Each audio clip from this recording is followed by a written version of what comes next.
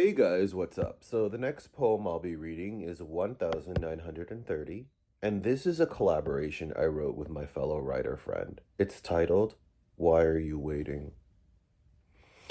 Even though it's a poem, the style is more story-like. When I write with Thomas, we always take turns with concepts. His idea one time, and then the next mine. So this was an idea that I had in mind.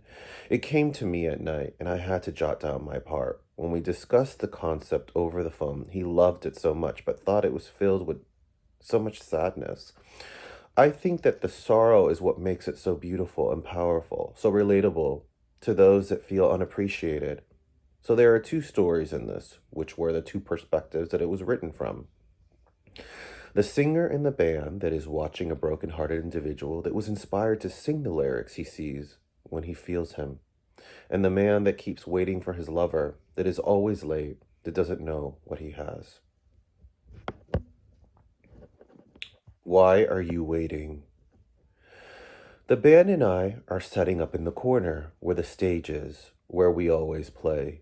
The general manager of the restaurant is always considerate enough to have us come in 3 times a week, even to our choosing. Believe it or not, the pay is good. I have a feeling it's because he tries to overcompensate with entertainment since the prices are high on the menu.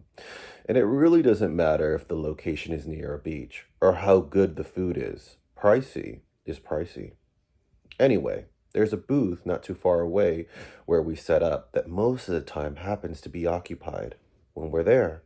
It's almost like that movie, Serendipity. He just doesn't know it yet.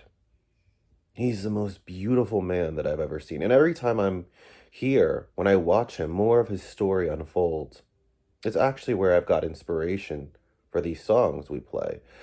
The music I feel, the lyrics I've written, they're all for him. But the thing is, he's too broken to realize this. He says he's on his way, but who knows if he really is. Something that I've had to get used to with us. I set my phone on the table and asked the waiter if he could refill my glass of Chardonnay. He leaves to go get the bottle as I look out the window. I smirk. This is my favorite restaurant, and it's not because the food is excellent or that the live music is perfection or that the staff is pleasant. The reason is the view across the street, the beach, where we met. Good times, as some would say. I say better times. The waiter comes back as he starts pouring, telling him when to stop. I even requested him to leave the bottle at the table. So, back to that memory. The day he was passing a football by the shore with a friend and I was reading a book. Later on, he told his friend to accidentally miss to have the ball go in my direction just so he could have a reason to come talk to me. His friend eventually left, and him and I spent the whole day at the beach, even fell asleep in each other's arms, looking at the stars. Why can't every day be like that, or even close to it? The tears forming in the corner of my eye. But I quickly use the napkin to dry it. As the music plays louder and stronger, I take a heavy sigh and grab my glass, looking at the band from the translucent glass. Music really is so universal, but for some reason the songs the band always seem to play seem to comfort my soul. It's almost as if they know my story, even with the beat. I hear the noise of the text and quickly grab the phone, and what do you know? Something that I probably should have expected, and that feeling of unworthiness comes back. Another disappointment. He's not coming.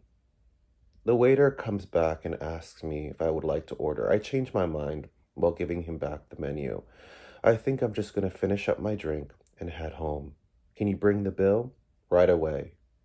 After he left, I went back to the man. Hearing him sing and play the song in the band, the blend of lyrics and rhythm was strong enough to break the pain in my heart, but I couldn't allow it, even if it was the right thing to do.